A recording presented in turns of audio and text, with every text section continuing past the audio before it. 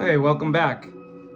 We're here with another episode of Night Gallery, this time Season 2, Episode 5. And I feel like I've said this for the last few episodes, but I'm going to say it again. This episode contains my favorite segment so far of the series.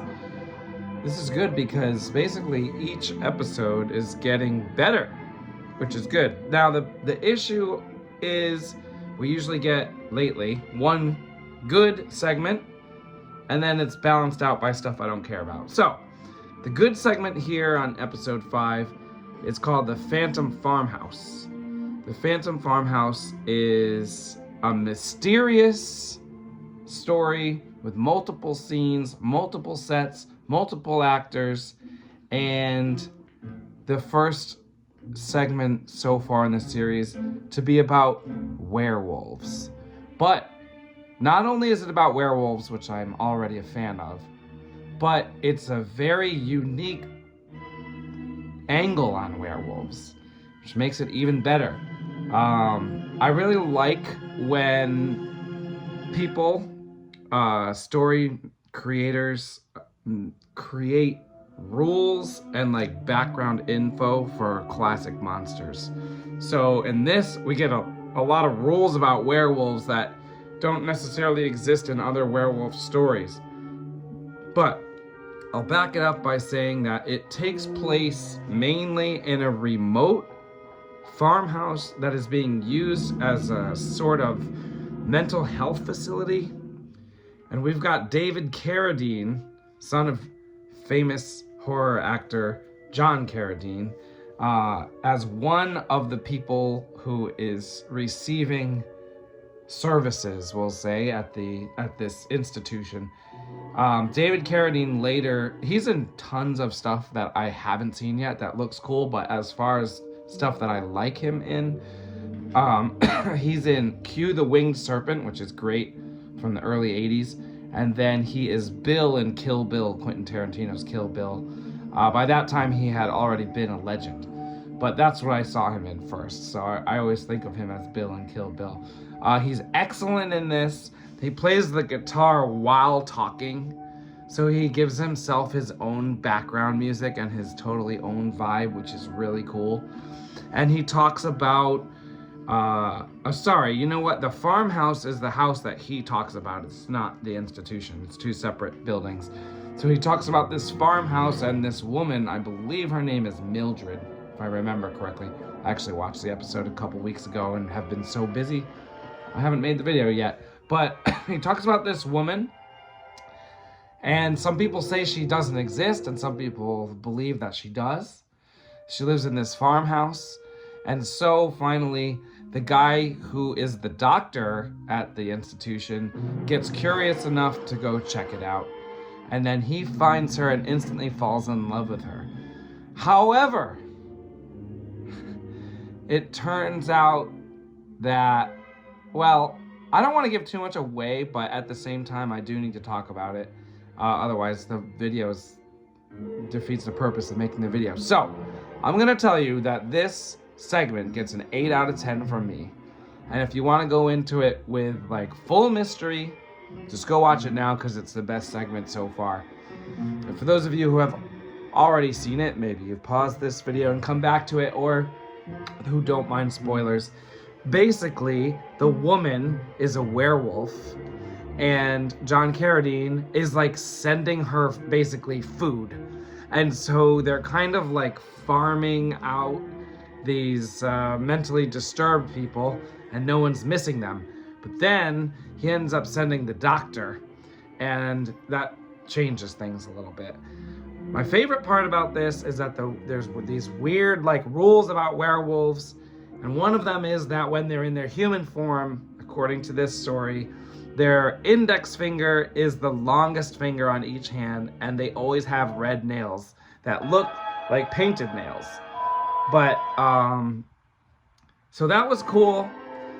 There's a lot of mood in this one.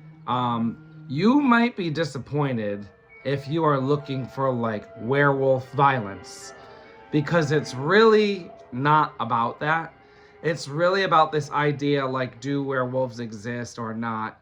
And, you know, they have like these things that they have to do and the way that they have to live, and how like some people can kind of like see them and some people don't. Like, some people don't ever meet them. It's really interesting to me. Also, in most of these episodes, the budget's low. There's sometimes only one like set. This has multiple sets, and they have this weird tree that all of the like institutionalized people like hang out in, and they've built these like colored platforms into the tree. You kind of have to watch it to understand. I don't know how to describe it really, but it's just really cool that there's like all these people hanging out in this tree, and then David Carradine is like playing the guitar in the tree, and then like all these people have these different mental issues. It's really cool. David McCullum plays the doctor. He was in this cool movie from the 50s called Violent Playground. The rest of the actors aren't really in anything else I'm familiar with. I don't think any of them really got too big. But it's really great. The mood is great. It's a super unique story. So I highly recommend this particular segment, The Phantom Farmhouse. Now, this is also the longest segment ever. I think it was 35 minutes long. The longer segments are always better. But of course, since this one was 35 minutes long, there's not much time for anything else substantial in the episode. There was one other segment called Silent Snow, Secret Snow. I think it was about 12 minutes long. And the entire segment is narrated by Orson Welles. And I really don't like narrated movies, films, TV episodes. I do not like when it's narrated. I just like, I don't know, it's not what I want. It takes me out of the experience. I like to kind of like lose myself in a movie or a show or whatever. And I feel like when there's a narrator, it's like an extreme reminder that you're just watching a movie. I don't know if that makes sense.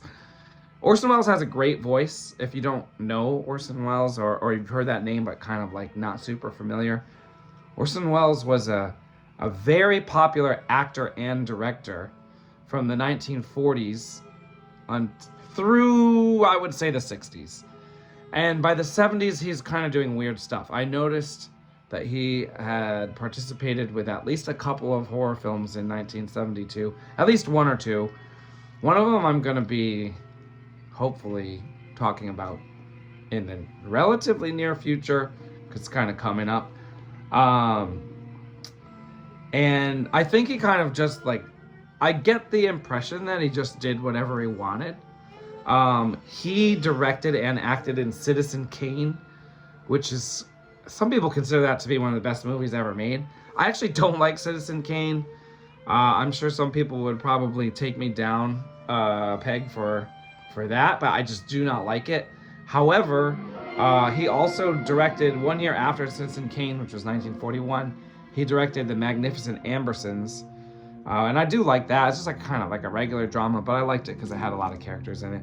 And then in the 50s, I think it was 1958, he directed Touch of Evil, which I think is a very interesting movie. I actually talked about it more when I did the Omega Man, so I don't need to repeat all that, because both Touch of Evil and the Omega Man have Charlton Heston in them. So anyway, Orson Welles directed Touch of Evil, and he was involved in a lot of other stuff, and I'll probably talk about him more in another video. But anyway, he narrates this Silent Snow, Secret Snow. It's basically about a kid who's obsessed with snow, and there's like an undertone of it being like a morbid obsession. Honestly, it was one of the most boring segments I've seen. I think it's actually like one of the more well-known segments because Orson Welles is, you know, part of it. And it also has like its own like music.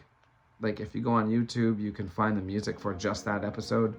Although you have to listen to, it's pretty much the whole episode is music and Orson Welles talking and like a boy looking at snow. I don't even know what I would give it. Like 2 out of 10. Like it did nothing for me at all. So this episode, I'm just kind of almost ignoring Silent Snow, Secret Snow, and Phantom Farmhouse gets an 8 out of 10. So, best segment of the whole series so far, and I am hoping that they keep getting better and better. I mean, it's going to be kind of hard to do, but I like the direction it's going. So it's definitely getting to be a stronger show in my mind. So we'll see you with the next episode sometime soon.